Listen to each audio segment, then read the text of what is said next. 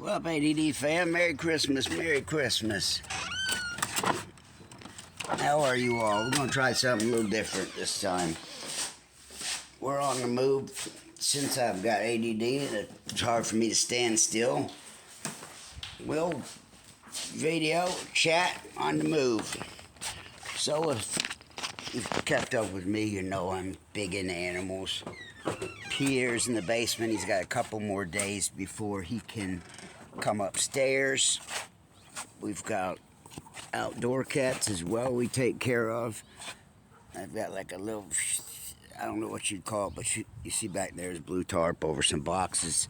There's several cats that live in those. Some of them have come inside already. Mitzi, one of them, has come inside, gotten her shots and all that. And so is Pierre. He's come inside. He's gotten half of his. He had to get antibiotics, and we've been having to give him eye treatment for the past week. So he's almost 100%, but not 100. So he'll stay down a couple more days, and another couple of days, sometime this coming week, he will go back to the vet, get his final shots, and then indoors, and upstairs he comes. So for today, I'm going to enlighten you on some of the hell I've endured in my life, to put it mildly. It's not going to come as a shock to many. Coffee break, pause. As it won't come as a shock to any of you. Most of my life has been somewhat in turmoil, different bullshit scenarios, one right after another, all through life, all through addiction, in and out of addiction. Even when I was not in addiction, I lived a quite, I don't even know what you'd call it, life, always in and out of shit, right? Even when I didn't even ask for it. So Christmas, for instance, was always, something always happened at Christmas. I've been all the times I've been to jail, it wound up being in the winter and falling on Christmas. The time I was in boot camp, it fell during Christmas. So I've been locked up a lot during Christmas. And it's not always all bad and all good. So I'm going to share it with you. Here we are under the cat tent once again. Hello fam, hello peeps. Bear with me, I gotta figure this out. I'm going to feed these cats. My phone is dead, so this is my tablet that I'm using. I'm trying to set it up. My wife's got our laptop, but because I'm an ADD dude, I'm clumsy and I drop shit, I break shit, right? So I'm not allowed to use the laptop. If I do, it has to be in our room, on our bed, so that's why you're never going to see me with it. For example, my phone is cracked, Samsung Galaxy, my tablet that I'm doing this on right here, luckily I had one of those shields. I cracked it already, so thank God I had the shield. So, like I said, you know, I'm a fumbling, bumbling idiot, known to break shit. So, Christmas behind bars is very similar. You'll hear a lot of the same kind of stories. When you're behind bars, you know, they give you like, even if you're in jail, prison, boot camp, it doesn't matter. Any state-run facility kind of runs the same way. They give you the same, somewhat half-ass, decent meal for Christmas. Anytime I've ever been locked up was the same. I got, fed better Christmas Day and Thanksgiving than any other day of the year. Your portions were a little better, and so like that. So you ate better, but time behind bars sucks during the holidays. So it doesn't suck as bad as one of the times that I wasn't behind bars on holidays. For instance, the year was 2000. How do I know that it's 2000 for sure and not 99, not 2001? It was definitely 2000. My son, Colin, was an infant. He's 22 now. It was Colin's first Christmas. Zach was already a little guy too. And the following year, I sprained my ankle and I had to be off my feet. I sprained my leg and twisted my leg at work. And I remember having to be on the couch. I remember all the pictures taken were of me on the couch and etc. Colin running around in diapers and Daddy crutching it around the house. Somebody bring over a wheelchair for me. So I remember distinctly 2001. I couldn't walk, was at home, on crutches and in wheelchairs. But 2000, I had to go out of town to work. So I went to Memphis. And for those that do or don't know, pretty much anyone and everyone these days has heard the stories and the tales. Memphis is a rough town. It damn sure is. I can attest to this from personal experience. So the year was 2000, and I did construction. As I've mentioned, I'm a carpenter of 25 years. I'm 49. I started it when I was 22 when I got at boot camp. 22-ish, something like that. Until now, I've been a carpenter. But at that time in 2000, there wasn't no work in town, and so I had to go out of town for work. And the jobs that we were doing at the time was,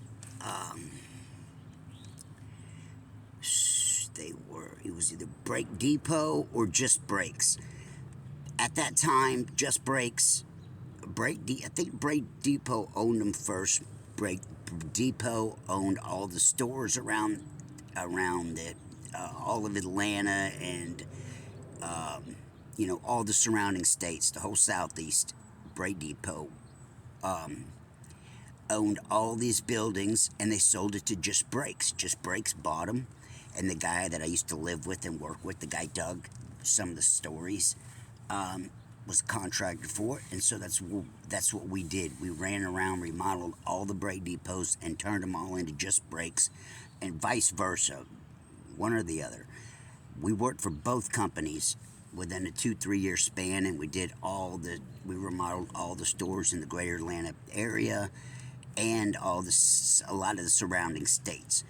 So at this time there was no work around, so off to Memphis I go 2 weeks before Christmas.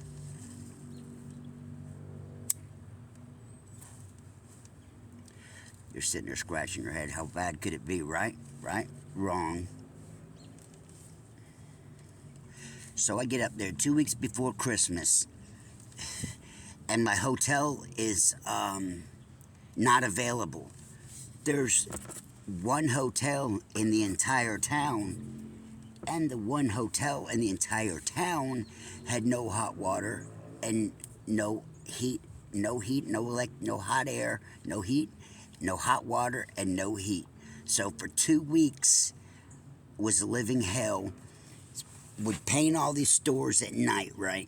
All these stores were open to the public during the day, and they'd close their doors at 9 o'clock p.m., and then we'd come in and get to paint. Once they'd close, we'd get started about 10, roughly, when, all the employees and customers were out of the building. We went around and painted a bunch of stores in Memphis, me and this crackhead dude, right? Well, this crackhead dude was a homeless guy. He had lived in the stores, all the stores in the metropolitan area. This guy Doug I worked with was getting all his work from one of the owners of Brake Depot, I think it was. And this was their painter that he was sending me with, okay? Well, this old man painter, this fat ass dude, and I can't remember his name off the top of my head. It may or may not come to me. Stewie, I think his name was Stewart. And Stewart lived in all of these stores, right? He was homeless. And he was the painter for Brake Depot owner guy. And part of his deal was, he'd sleep in these places.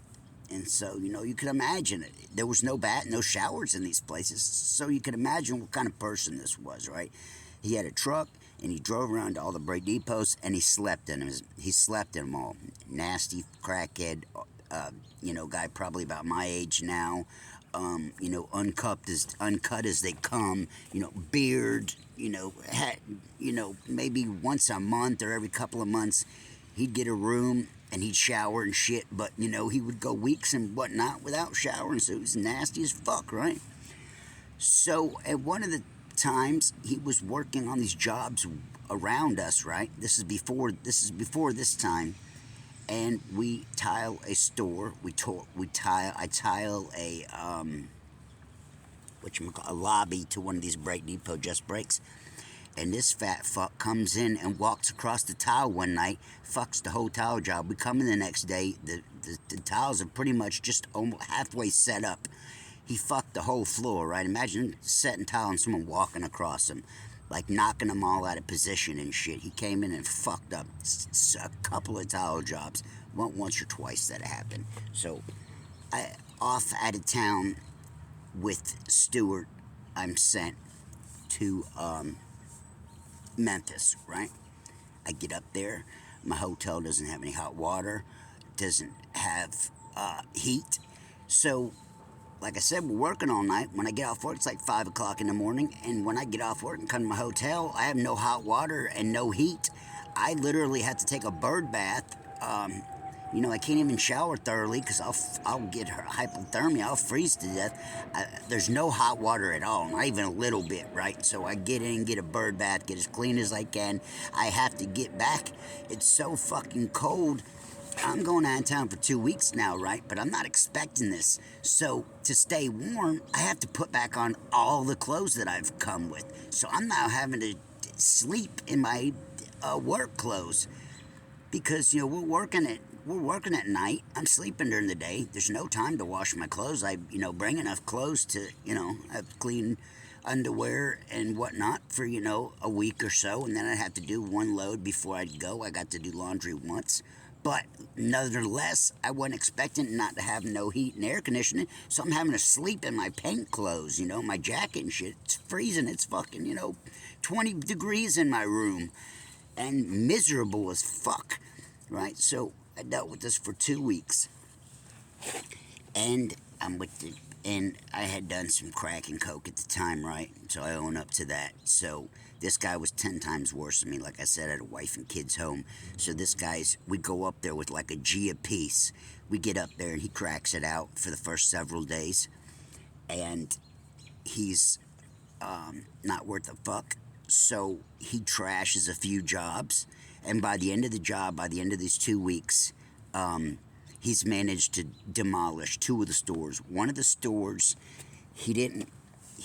I partially covered and told him that it wasn't ready yet, it needs some more covering. He comes in there and runs a sprayer, and I got to cover most of it, but the underneath of all the swivel chairs in the office and in the in the lobby, where the people sit and watch TV and stuff while you're getting your breaks done.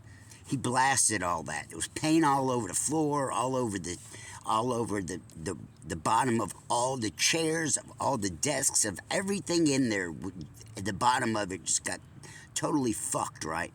So we didn't get paid for that job, and he did a bunch of those.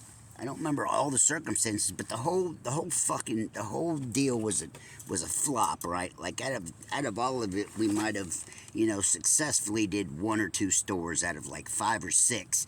He fucked up. So if it doesn't make it even worse, I get home after 2 weeks after this, not having not having heat and hot water, not having a hot shower for 2 weeks. I get home to find out that we're not getting paid, right? He gave us $800 a G to go up there. We get up there, we blow through that, food, gas, etc. And I come back to not getting shit, but before it's done and over with, it's far from done and over with. So he's a clown on all these jobs. We're in downtown on one of these jobs. We're in the downtown heart of Memphis, right? Imagine like maybe Mayberry or something, right?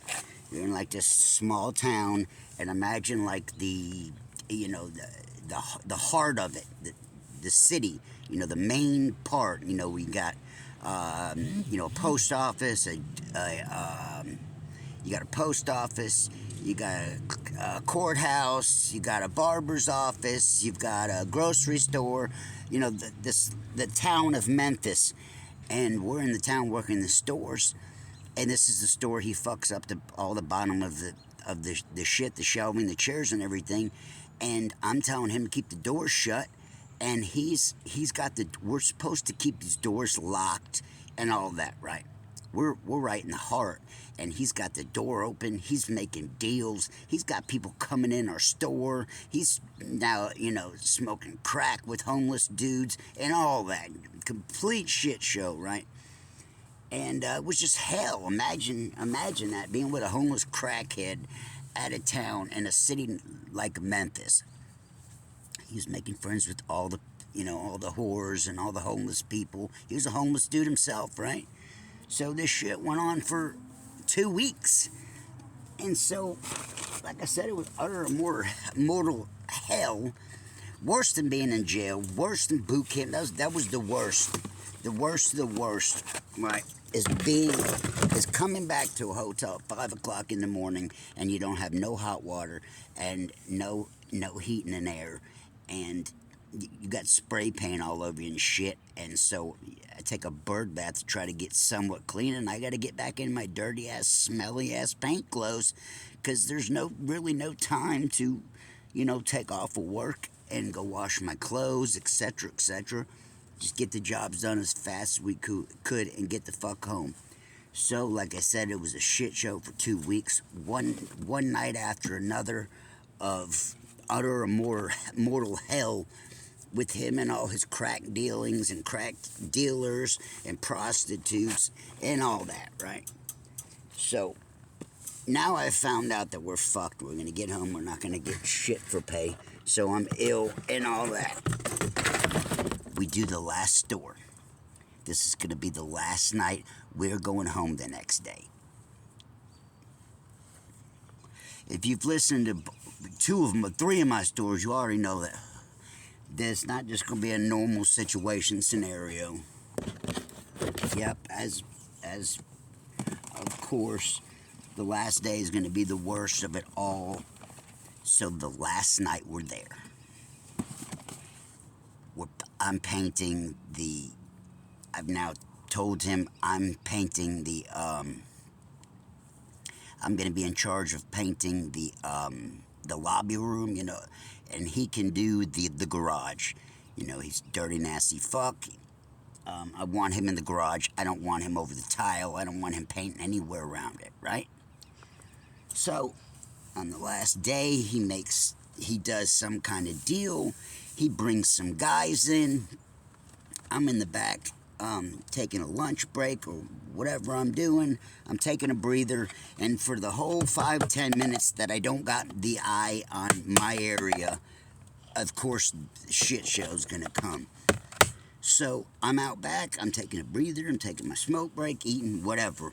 I come back and I don't notice this. All my shit's covered now, right? So I go on and painting, okay? Don't think nothing of it.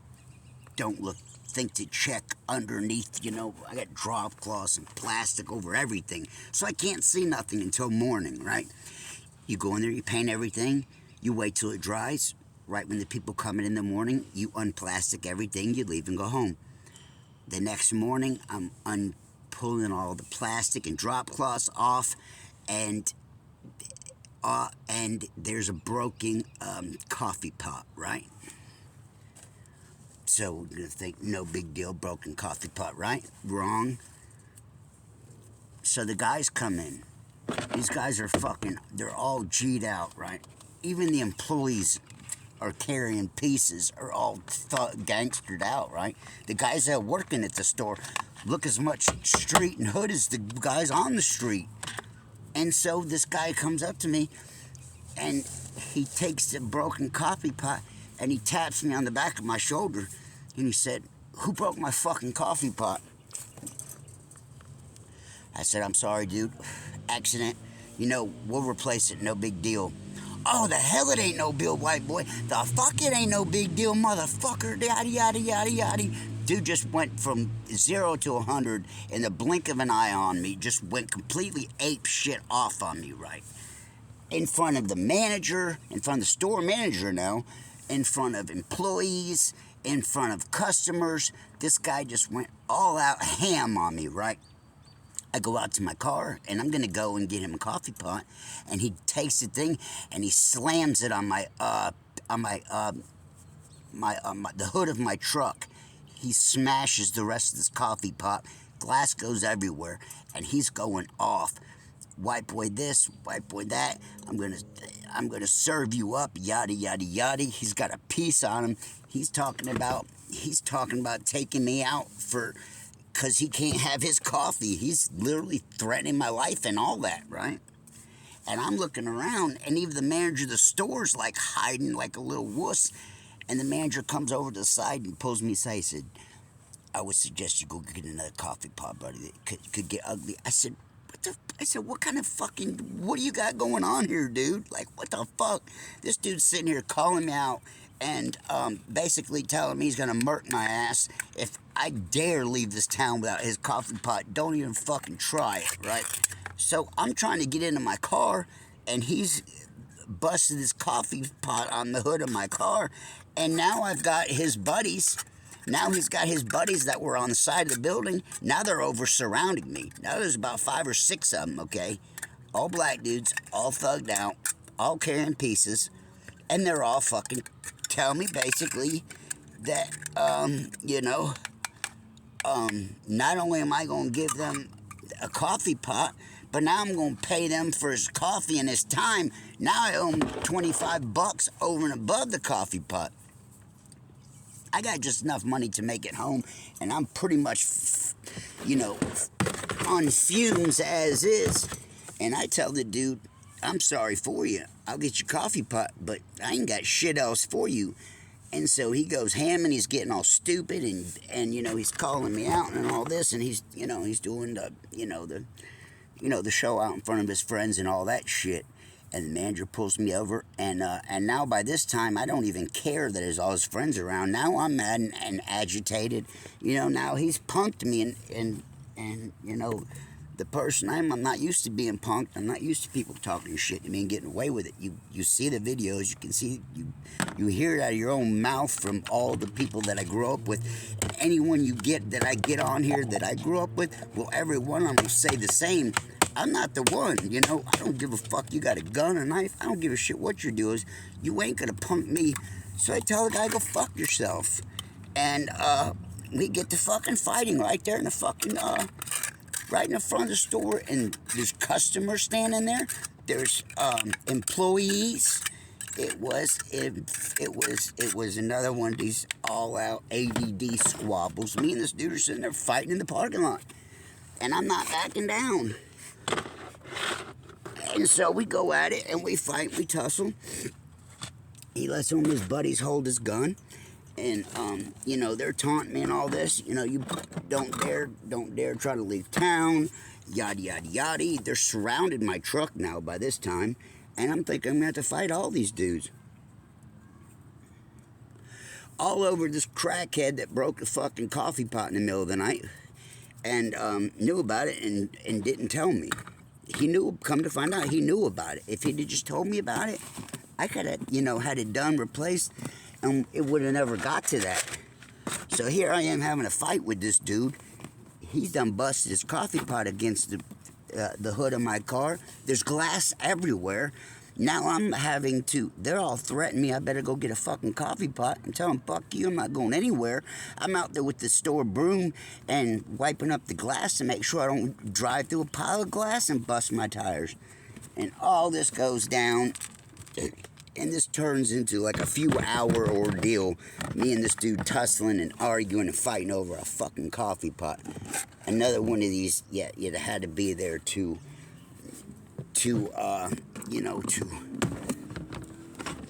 enjoy the festivities of it all. Keep in mind now, this is a day and a half before Christmas too. I make it home Christmas Eve. So all that went down 2 weeks, no hot water, no heat and air conditioning. Working with a crackhead in Memphis, nonetheless. I don't know if you know much about Memphis, but look it up. It's predominantly pretty much black. Somewhere a white boy don't have no business to be in the first place. And so, yeah, this all went down 2 weeks before Christmas. And so that's one of the most, shit shows. One of the most shit shows I've ever had to deal with on Christmas. It was like I said, it was right here at Christmas. Normally I wouldn't even have gone, but, being hungry and all that. It was Colin's, like I said, Colin was an infant. It was his first Christmas, so I had to